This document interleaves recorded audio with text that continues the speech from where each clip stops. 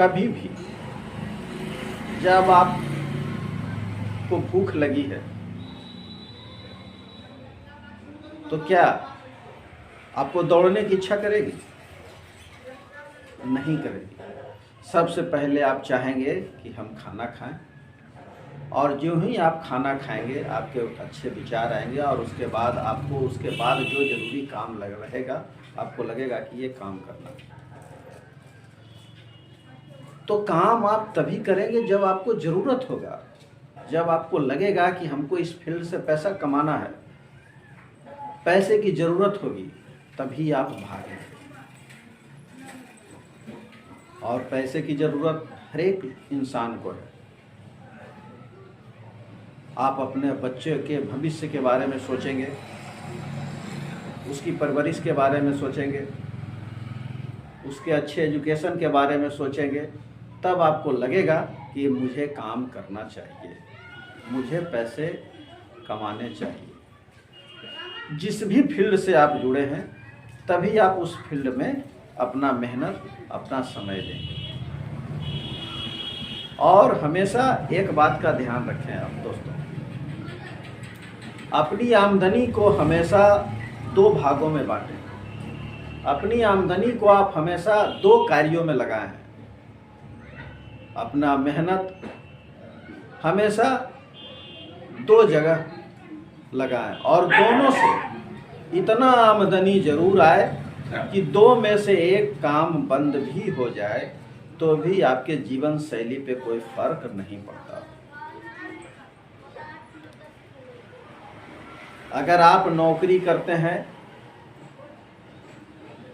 और part time sales का काम करते हैं तो सेल्स से इतना पैसा जरूर कमाएं कि आप रिटायर होने के बाद भी आपको फर्क नहीं पड़ता हो।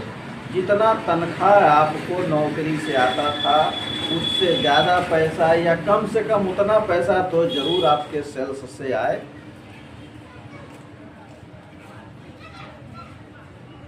तो आप कभी बैक नहीं होंगे, आप हमेशा आगे की ओर बढ़ेंगे। कोरोना काल में वैसे लोग जिनकी आमदनी एक थी और सीमित थी और रोजाना कमाने वाले लोग थे, उन सभी लोगों को दिक्कत हुआ। उन सारे लोगों को दिक्कत हुआ जिनकी आमदनी एक थी और फिक्स नहीं थी। दुकानदार, दवा दुकानदार, किराना दुकानदार को छोड़कर मैक्सिमम मार्केट पर डिपेंड रहने वाले लोगों को परेशानी हुई। परेशानी अगर नहीं हुई तो सिर्फ एक लोग को, जो सेल्स में लगे हुए थे, जो इंश्योरेंस सेक्टर में लगे हुए थे। इंश्योरेंस सेक्टर में जो लोग लगे हुए थे, अगर वो लोग काम किए, कोरोना काल में वो लोग सेल्स से जुड़े रहे, तो मेरा दावा है कि उन सारे लोगों का आमदनी बढ़ा, किसी का घाटा नहीं। तो सेल्स में तो एक फायदा है, इंश्योरेंस सेक्टर में एक फायदा है कि कोरोना का डर सबको इंश्योरेंस के तरफ से स्पीड में भगाया, और जिसका लाभ LIC एजेंसी करने वाले लोगों को मिला। वैसे लोग भी बेहतर काम किए जिन्होंने कोरोना काल से पहले कभी बेहतर काम नहीं किया, लेकिन उनकी एजेंसी थी, एजेंसी चल रही थी, सिर्फ कोड बचा रहे थे, और उन लोगों ने कोरोना काल में बहुत बेहतर काम किया। वैसे कई लोगों को मैं जानता हूं।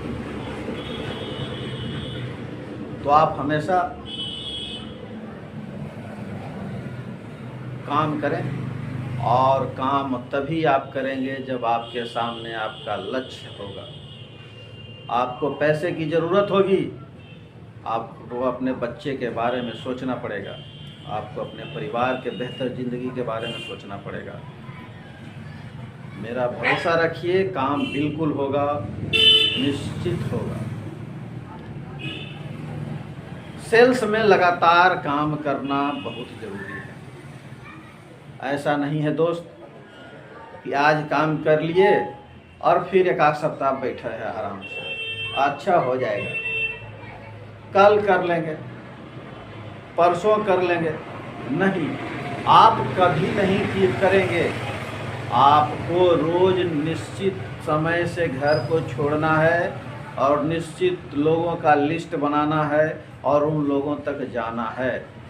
ज्यों ही आप लोगों के पास जाएंगे, लोगों से जुड़ेंगे, आपका सेल्स बढ़ेगा, आपकी आमदनी बढ़ेगी।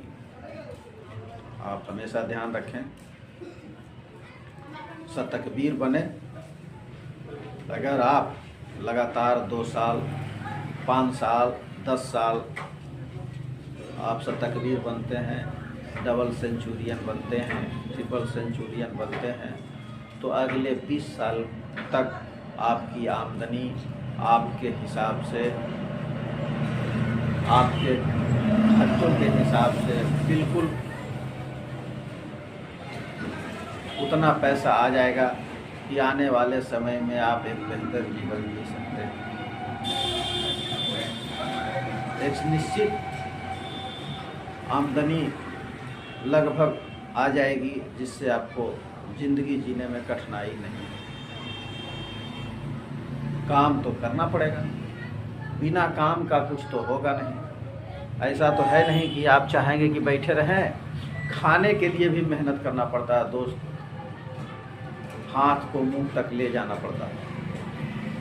तो अगर पैसे आने हैं तो जहाँ से पैसे आने हैं, जहाँ से सेल्स प्रमोट होगा, जहाँ से बीमा क्लोज होगा, आपको वहाँ तक जाना पड़ेगा। जब तक वो आप वहाँ तक जाएंगे नहीं, बीमा आपका क्लोज होगा। और आपको फ़ोन करके कोई बीमा लेने के लिए बुलाएगा, ऐसा आप बिल्कुल दिमाग से हटा दें। अगर कोई बोलता है तो वो बिल्कुल झूठ बोलता है। ऐसा रेयर % हो सकता है, 1 हो सकता है, 2 हो सकता है, लेकिन उसको नहीं ही माने। आपको बीमा करने के लिए, इंश्योरेंस करने के लिए लोगों तक जाना होगा, लोगों से मिलना होगा, लोगों को मदद करना होगा, फिर आपका बीमा होगा। आप चाहेंगे कि हम 1 आदमी के यहाँ जाएं, 2 आदमी के यहाँ जाएं, 3 आदमी के यहाँ जाएं और बीमा नहीं मिले निराश होकर बैठ गए। ऐसा नहीं होगा। आप आगे बढ़ें और लोगों के पास जाएं, आपका बीमा जरूर होगा। बहुत पढ़ा लिखा डॉक्टर, पढ़ लिख कर डॉक्टर बना, वो भी अपना क्लिनिक में निश्चित समय देता है और मरीज का आने का इंतज़ार करता है।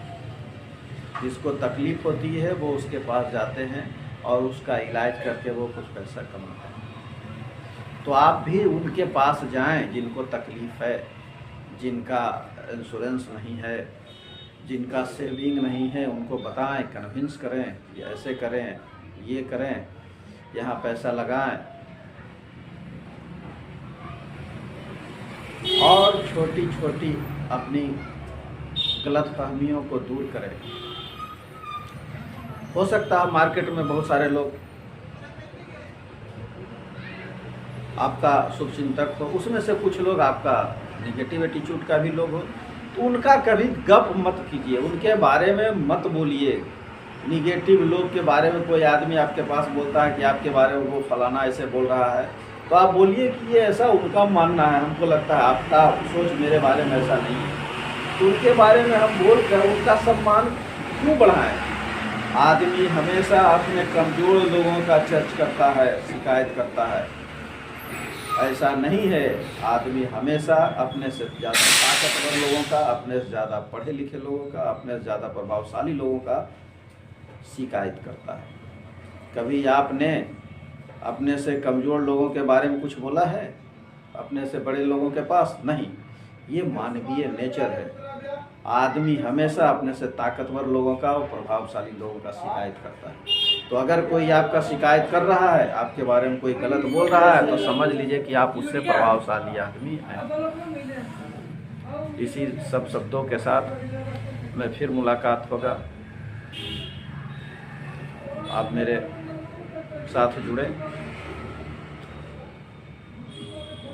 और मैं दावा करता हूँ कि अगले कुछ सप्ताह में फिर मिलूँगा और कुछ नए योजनाओं के साथ मिलूँगा और मैं आपको शतक जीत बनाऊँगा। इसमें कहीं कोई दो राय नहीं है। और मेरे चैनल से जुड़ें और मुझे सब्सक्राइब करें।